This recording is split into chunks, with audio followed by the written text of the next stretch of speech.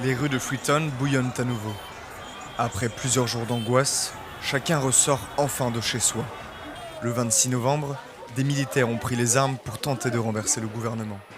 Des affrontements armés ont eu lieu dans ce quartier, mais le coup d'État a échoué. Une nuit dont les habitants se souviennent encore.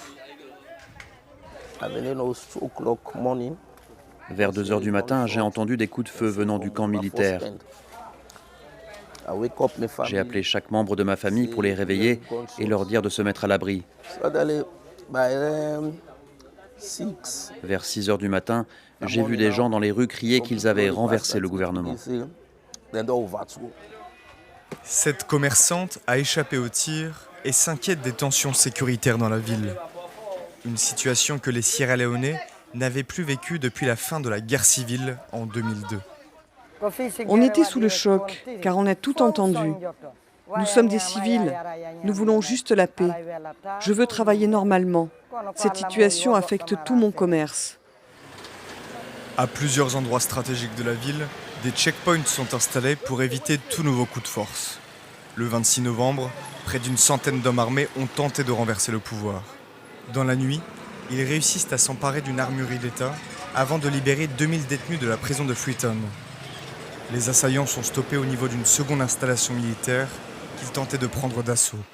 Les affrontements ont fait 21 morts, principalement des militaires qui défendaient le pouvoir, 3 assaillants et 2 civils. Aujourd'hui, 71 putschistes présumés sont déjà derrière les barreaux et une cinquantaine de personnes restent activement recherchées. Conscient d'avoir échappé à sa chute, le gouvernement affirme que la situation est désormais sous contrôle. Je pense que ce qui est important, ce sur quoi on doit focaliser notre attention, c'est la réponse que nous avons apportée en tant que pays. Comme nos services de renseignement et de sécurité ont réussi à résoudre la situation, nous savons maintenant très clairement que leur intention était de renverser notre gouvernement.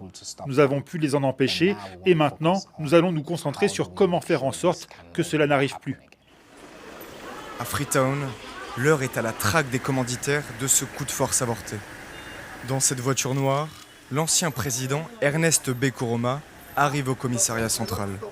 Il doit répondre de la participation présumée d'anciens membres de sa garde rapprochée aux événements du 26 novembre. Dans un contexte régional tendu, où les putschs militaires se succèdent, le pouvoir de Freetown n'est pas tombé.